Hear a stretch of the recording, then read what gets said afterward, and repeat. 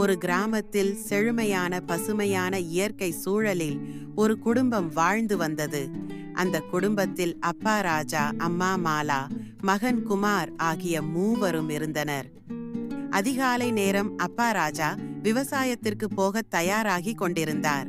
மாலா தோட்டத்தில் தண்ணீர் பாய்ச்சிக் கொண்டிருந்தார். குமார் புத்திசாலித்தனமாக குருவிகளின் குரலை கேட்டு விளையாடிக் கொண்டிருந்தான். அப்பா, நான் உங்களோட விவசாயத்துக்கு வரலாமா?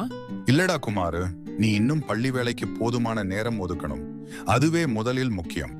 ஆமாம் குமாரு, உன் கல்விதான் நம்ம எல்லாருக்கும் கௌரவம் கொடுக்கும். அதுக்கு பிறகுதான் வேறு விஷயங்கள். குமார் குழப்பமாய் சொல்லினான்.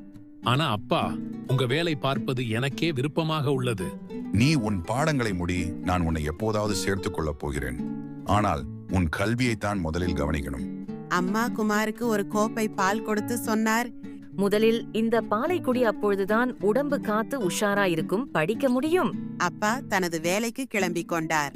குமார் தனது புத்தகங்களை எடுத்துக்கொண்டு வீட்டின் அருகிலிருந்த மரத்தடியில் அமர்ந்தான். அந்த மாலை அப்பா வீட்டுக்கு திரும்பும்போது குமாருக்கு பரிசாக ஒரு களத்தின் பூ கொண்டு வந்தார்.